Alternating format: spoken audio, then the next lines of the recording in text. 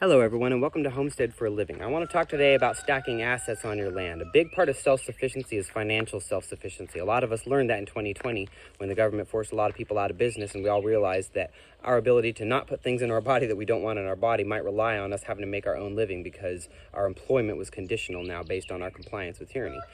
And so that's what began our journey to self-sufficiency and self-employment. And part of that was our perspective coming from permaculture, which was how do we stack our functions? And one of the things we had to do was build our self-sufficiency in terms of food, in terms of energy.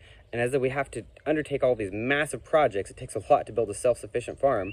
It takes a lot of time. And if we're going to throw that much time into something, well, that means we can't really do a job. We have to really make our living from this property. There's no choice. We have to make a living from our land, selling our services, working with our own schedule, working around the seasons. You know, we can't work as much in the spring, but we have a lot of dead time in the heat of the summer or in the winter. And so we need that flow, especially to raise a family and all of that. We really just, self-employment is the only option. So I want to show the many things that we have tried, that we are trying, that we're about to try on our property. I'm going to show what's happening basically on 1 acre, because although we have just under 4 acres here, most of it is timber property behind the house there. That's just a steep holler, and while there's timber, and that's certainly a good sideline, and selling firewood is something I've done, that's about all that's happening there. The rest of it, there's quite a few more things happening. So we had to build a house, that was first of all. So that house has become our center of operations. That's HQ here at the Hundley Homestead. And from there, we build our websites. We have to pay for internet, so what can we do on the internet? We build our websites to sell our services. That's our processing center for some of the other things we do. Gabby does baking in there and sells the bread at our farm stand. So that's, of course, the first thing. And then the next is our gardens. We have gardens everywhere. Of course, as we grow our own food, what can we sell? This place is not situated well to be a market garden farm because we don't have a lot of water. We're up on a dry hillside, so it's quite a bit just to do water catchment things. And so we do sell vegetables, but it's kind of just the surplus. But the other day I sold some lettuce, I sold some green onions. We have some relationships with caterers and stuff, so when we have surplus, we have places to sell that. So we do sell our vegetables and all of that.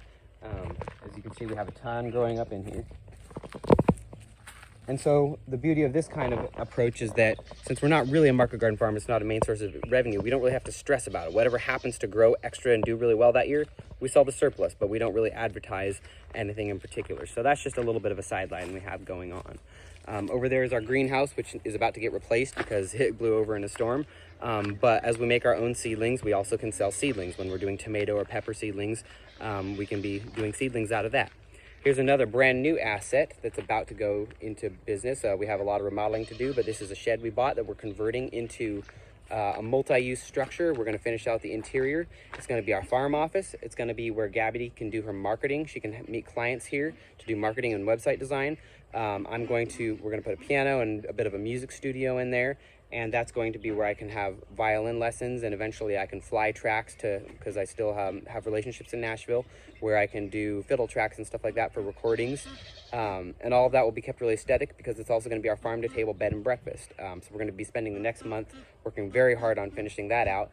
In addition, there on this side, there will be a covered area, screened in porch. It's going to be our outdoor kitchen, and that will play into our commercial production of things. If we're canning a bunch of stuff or making jelly, we're going to sell jelly. And then on this side, we're going to be doing a lean-to structure, which will be Gabby's gym, and she's finishing her personal training certification, and she will be doing that out of it. So this building, just this shed, is going to serve a tremendous amount of uses to bring more revenue onto this property.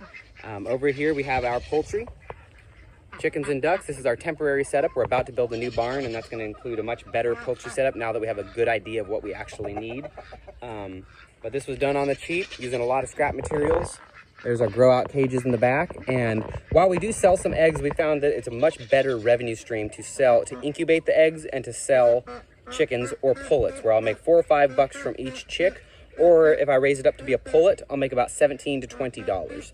That's more than paid for the inputs that we need for those birds as we work on converting them away from using outside inputs. Our next livestock revenue stream over here is our goats. We bought these because we need dairy and meat self-sufficiency, and we can't really do cattle. We're also doing a lot of land clearing, and these guys are great to help with it. Very useful. Real good at eating trees. So in addition to selling whatever milk products we can get from them, We also sell the offspring. We have our male here, and he does a very good job. He loves his job because all he has to do is make lots of babies, and he does make lots of babies. And so we sell those, and we get about, probably about $150 to $200 a pot for a baby goat. And so again, that more than pays for their inputs that we need. We're moving away from grain and hay inputs, but in the meantime, that's really helpful. Over here, we will see it's very messy, so don't mind some of that. The whole place is still a construction site, and a working farm is never all that clean, although we strive to be better. This is our Mennonite built shed, which we also built a lean-to addition onto it. So in here is my extra messy workshop. It's a bit of a disaster because I've been very busy doing construction projects, but I'm doing construction projects, and that is also how that truck pays for itself, is with the homestead design I do. Sometimes that translates into construction projects where I'll build garden beds or chicken coops or fencing for somebody. Right now I'm working for a chef in Franklin, Tennessee, building out her farm-to-table garden for her clients, and we're building fencing for her as well. So that's a 3-day job, and so all of those tools I had to buy for the property are now being used for that. And by the way, all these things you have to buy for your land, you might as well make them tax deductible, and that's another reason to build these revenue streams. Over here in this lean-to, which we had to build just for storage, we've also turned this into our assembly line factory.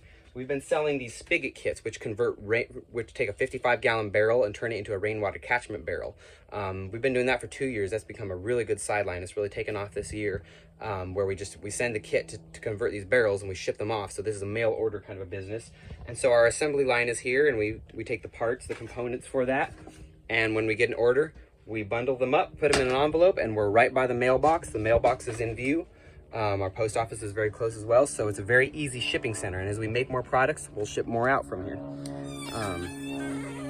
And I'll post a link for that. I'll do a plug on that one in case anybody wants to make a 55-gallon barrel or a bucket into a rainwater catchment barrel.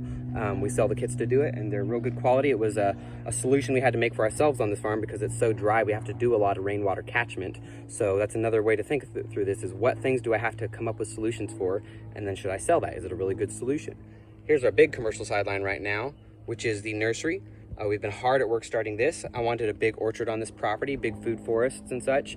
And in order to get better prices on things, I can order them wholesale, throw them in pots, these 1-gallon pots, and then sell them at our greenhouse site over in Centerville, Tennessee. We sell these locally.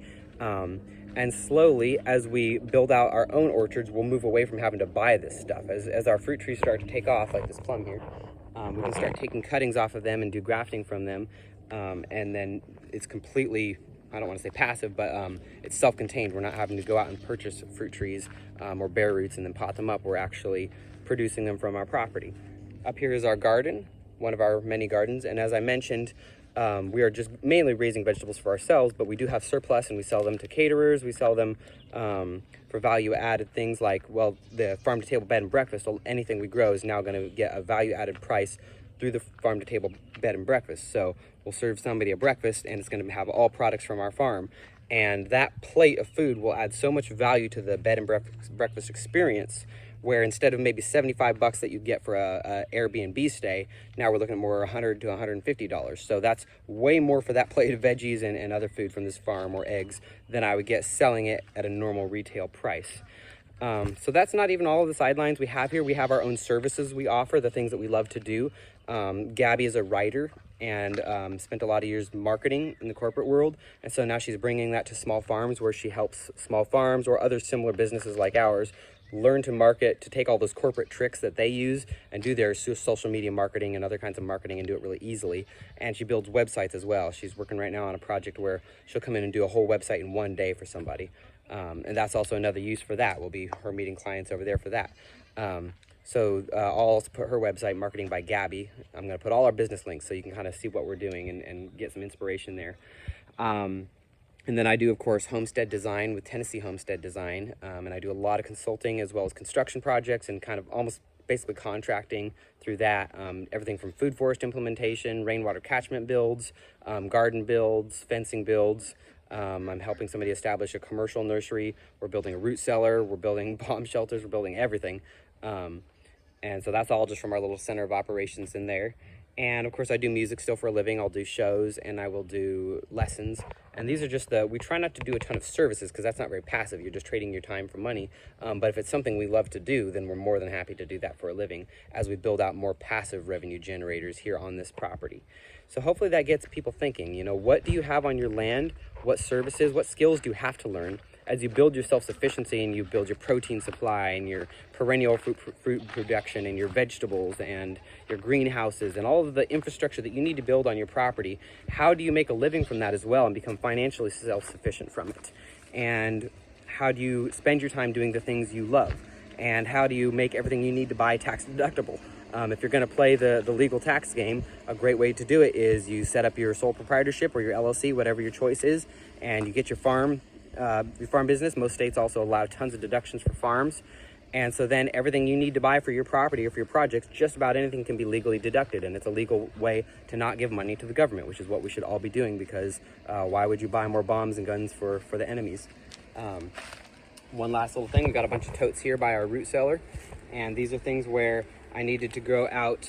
I found a bunch of mimosa seedlings by the side of the road. So I threw those in there, stratified them and grew them out. Took some canna roots last year, put them in a tote. Grabbed some elderberries, put them in a tote. All of those will become nursery products, which we can also sell. Another one is we planted out a lot of flowers in this yard as we cover what was bare land from building our septic system. We're covering that in flowers. We can't grow food in this yard, so we throw flowers, and that's another potential product. We can sell those flowers as cut flowers. We can take seeds and sell flower seeds. That also applies to anything else on this property. Whatever vegetables we're growing, we let go to seed as much as possible, and we save those seeds to improve our genetics. But seeds are things that we sell as well. We also put seeds oftentimes in our Spigot kits when we sell those, and that's a fun little add-on for free that the clients really have expressed that they like. Here's another garden spot here, and that's going to be the same thing. We're going to save a lot of seeds from there, and we'll sell those seeds. We've sold them at our farm stand, and we'll get an extra product out of each vegetable crop. So hopefully that jogs, I know I just threw a lot of things at y'all, but hopefully that jogs some thoughts about how can you become financially self-sufficient. I think it's an important and often forgotten part of self-sufficiency. One of the important forms of capital is financial capital. We need it to interact in this world, and you might as well get it doing the things you love and derive it from your property rather than going and working for somebody. Hopefully that's helpful to y'all. In the meantime, everyone, stay safe, be well, and happy homesteading.